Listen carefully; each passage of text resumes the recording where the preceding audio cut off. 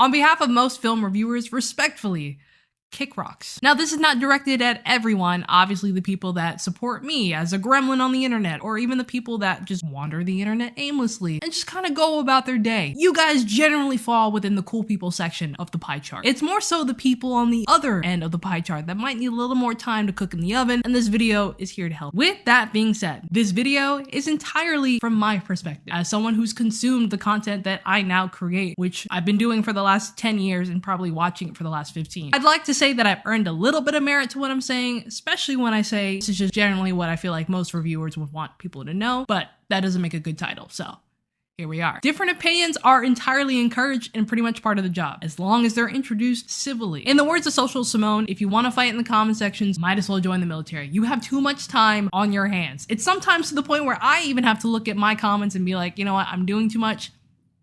I feel like this specifically comes up whenever there's a show or TV show that a reviewer talks about in a negative light, and then the fan base for that show obviously likes that show and they have an issue with what the reviewer is saying because it makes them feel like, oh, I'm not supposed to like this thing. That's not what we're saying. What we're saying is that we had a very bad experience with it, and we're not directing our critiques or whatever to the fan base. We're directing it to the show, and our experience is reflecting what we didn't get to see. Some might say that we might even envy you for having a more positive outlook and walking away with thinking the show is good. The fan base, or just in general, people become an issue when you come onto a video that directly opposes your view and complain about it. I'm in my designated corner. I'm in my house, literally and figuratively. I am not coming to you specifically and crapping on your cereal and telling you to eat it.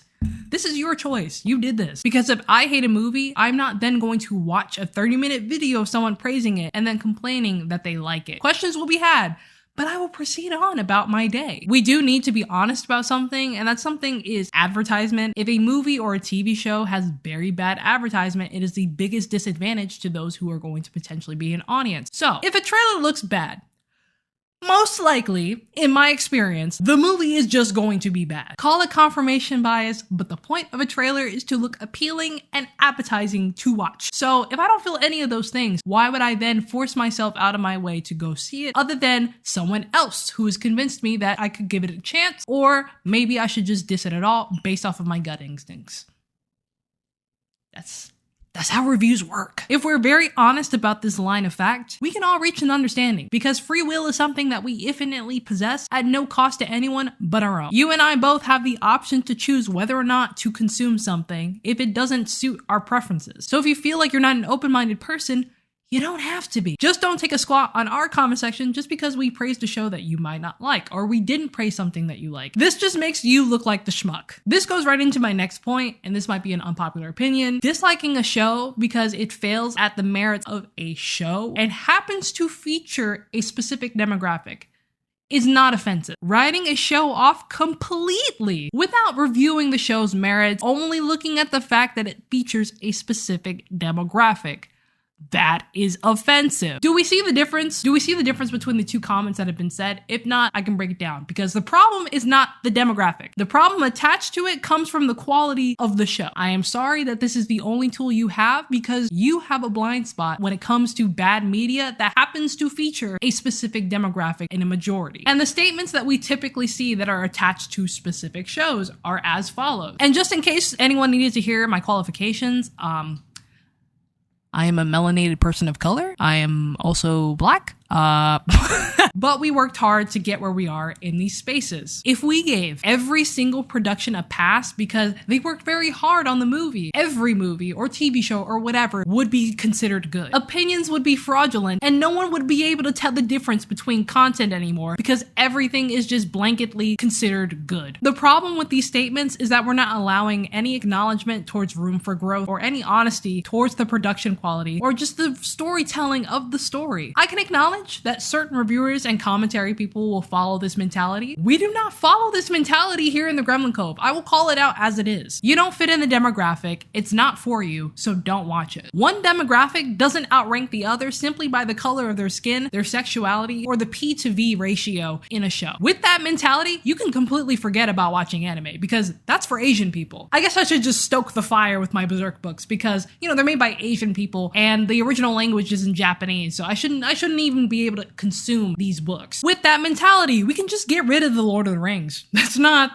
made by us. That movie belongs entirely to New Zealanders and anyone that is in the general UK, because there's UK people that are in there. The Dark Knight, yeah, that just goes to white people in general. That is just for them. If anyone has any recommendations for movies that feature largely, that'd be great. Let me know. I'd love to dive more into that. Imagine the Netflix premium subscription gets to that extent. You can no longer watch any content that doesn't feature primarily your race or your sexuality, or even your P to V ratio. I'm not saying that this point can't be argued, but the argument can only go so far, because let's say, for example, we have comic book films. Sure, they're catered to people that are well known with comics or love comics or anything in that arena, but overall, it's for everybody, and the story has to be convincing for everyone across the board. That goes with Black-centric or Afro-centric films. That goes for Bollywood films. Specific demographics and their stories can be shared and catered to those people within their sector. But overall, someone on the outside looking in should be able to connect to their story because it feels relatable or they've been in their shoes at one point or another. You resonate with characters from The Bear not because you quite literally are a chef in the same predicament in the same circumstances. You have been in their shoes emotionally at one point or another. People love Killmonger as a villain, not because we've been in his position before, because we see where he came from and where the dots connect and how that becomes relatable in terms of just understanding what he's been through. Objectively bad media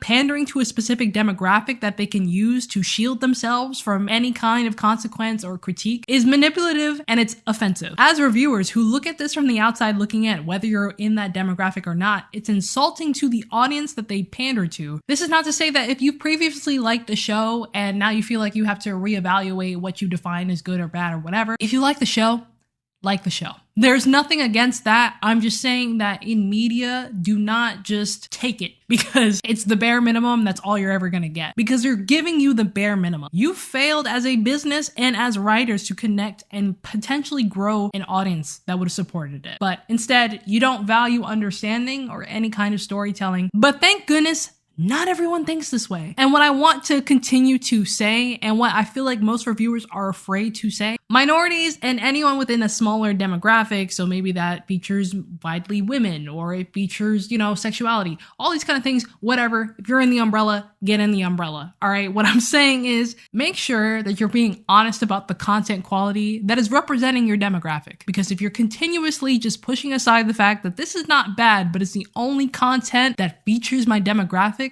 you're perpetuating a really, really, really bad standard. Like the show for its merits, not its participation. Think about it like this. Why does the quality all of a sudden shift whenever it comes to a melanated or completely different demographic than the typical one we see on screen? If they're working so hard to create a specifically curated character, then shouldn't I be more upset that the character doesn't relate to me in any way or doesn't represent myself in a good light? Like Ironheart, for example. That is... There's quite a few misconceptions as well that go along with having a film review channel or just any channel that talks about film media. Some of the assumptions that I feel like people make is that 1, we all have film degrees or have interest in being in the film industry. 2, we're one highbrow critique that's watched The Godfather at least 6 times. And 3, we're unbiased, we are completely neutral, and our opinions will reflect objectively. Sorry to burst your bubble. More than likely, none of these things are true about the reviewers that you watch. Sure, maybe 1 or 2 of them have a film degree. Maybe they are an aspiring filmmaker. But I think the most egregious thing here is that thinking that everyone is an unbiased or neutral critic. Let's just nip that in the bud. I'm sure we can all pose as objective, try and be as neutral towards the content we're watching as possible. We all have certain flavors and taste of a show, that movie that we like, or like a benchmark compared to everything else that we've seen going forward. Me personally, I have and am none of these things. I don't really plan on being in the film industry, but if they ask me to interview Cillian Murphy for a film, I'm there. But I do feel like me having none of these little checklist requirements is almost better because I'm watching the content the same perspective as you. I'm spending the same amount of money towards these streaming services. And most of all, if I don't like something and I truly, truly just don't have any desire to go see it, I won't go see it. I won't go watch the movie. If you ask me to, I might consider it. Because for me, time is still an important thing. I still have to maintain certain things outside of my life that I can't just regularly spend my time time wasting on a movie I'm probably not going to like. I'm already very bad at managing my time. So when I waste it spending on a movie that I know for a fact I'm not going to like, it's even worse than when I spend time watching a movie I thought I was gonna like and I'm disappointed. The only difference between the two of us, or if you're a reviewer that's watching this, hello, hi, I'm making a video. I'm making a video and I'm talking about it. So it's pretty irritating to me when people are convinced that I didn't watch something properly when I'm watching the show while I'm editing, and I'm also watching the show with you. Like, I'm watching it the same way at the same time as you. So me working hard to make a crappy review is just as bad as a crappy production making a crappy movie, because the job of a reviewer is to paint a picture to the viewer based on their own opinions and perspective when they consume the media, and convince them whether or not to ignore the experience or to inspire them to watch it themselves. We are not the pantheon of critics holding the 10 commandments of film watching and expecting you to follow along with what we think is right or wrong. I'm purely just talking about my experiences and then keeping it fun. This is not to say that I won't ever miss things or your favorite reviewers will never miss anything, and I have, and they have. People have commented in the comments before about certain things that happen in scenes that we might not remember or we forgot or didn't even notice as a problem. That just goes to show how different people's lenses on movies and films can be. So you can take everything with a grain of salt. But I love, and I would hope most reviewers love, talking about their passions, and that passion specifically include films and TV shows and hopefully eventually books. And if I ever finish a video game, we'll talk about video games too. I didn't really have friends who were super interested in the things that I was talking about or the things I was interested in. Mainly, I could really just dive into a film like shallowly and then call it a day after that. Most people are looking for a 1 to 5 rating.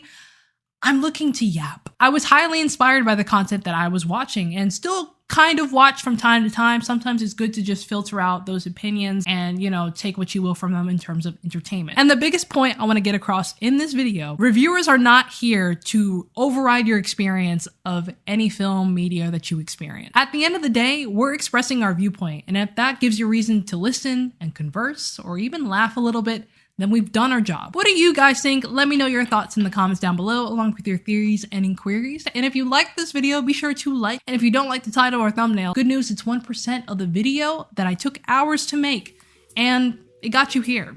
And that's the point. And also, in the meantime, subscribe, because it's free. We like free things here. Be sure to check the description for portals to new endeavors, because fun stuff happens there sometime. But anyway, I hope you guys have a lovely day. In the meantime, I'll see you guys on the flip side. Bye.